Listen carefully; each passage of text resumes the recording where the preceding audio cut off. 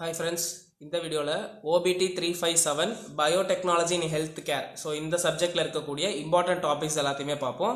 So first unit one வந்து public health.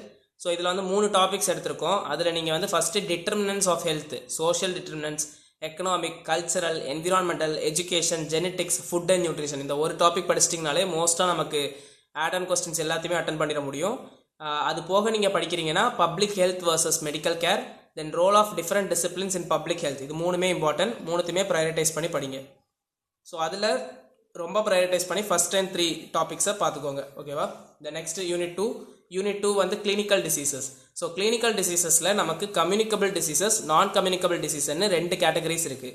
So either நீங்கள் வந்து கம்யூனிகபிள் டிசீசஸ் இல்லைனா நான் கம்யூனிகபிள் டிசீசஸ் ஏதாவது ஒன்றை கம்ப்ளீட்டாக முடிச்சிட்டிங்கன்னா ஒன்று எழுதிடலாம். ஸோ இப்போ நமக்கு கம்யூனிகபிள் டிசீசஸை விட நான் கம்யூனிகபிள் டிசீசஸ் ரொம்ப கம்மியாக இருக்குது.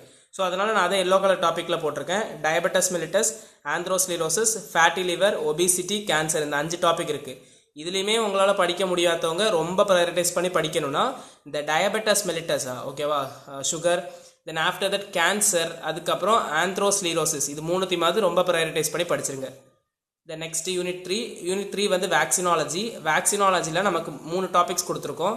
Preservation and monitoring of microorganisms in seed lot systems, ஓகேவா.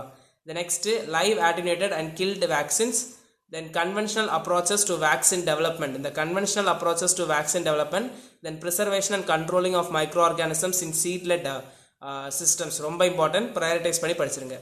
த நெக்ஸ்ட் யூனிட் ஃபோர் வந்து outpatient and inpatient services.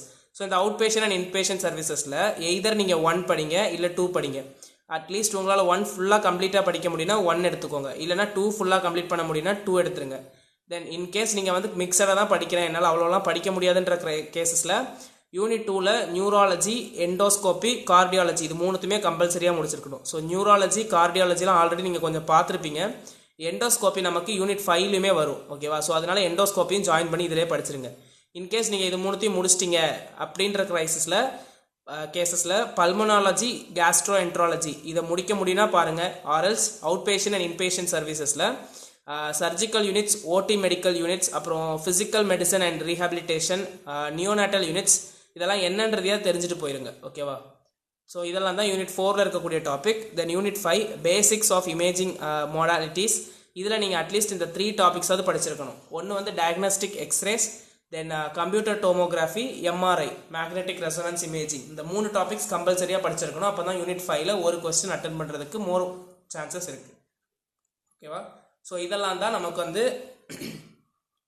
OBT 357 biotechnology in health கேரில் இருக்கக்கூடிய இம்பார்ட்டன்ட் டாபிக்ஸ், ஓகேவா. ஸோ இந்த வீடியோ பிடிச்சிருந்துச்சுன்னா லைக் பண்ணுங்கள், ஃப்ரெண்ட்ஸுக்கும் ஷேர் பண்ணுங்கள், கண்டிப்பாக யூஸ்ஃபுல்லாக இருக்கும். சப்ஸ்கிரைப் பண்ணிக்கோங்க. தேங்க்யூ.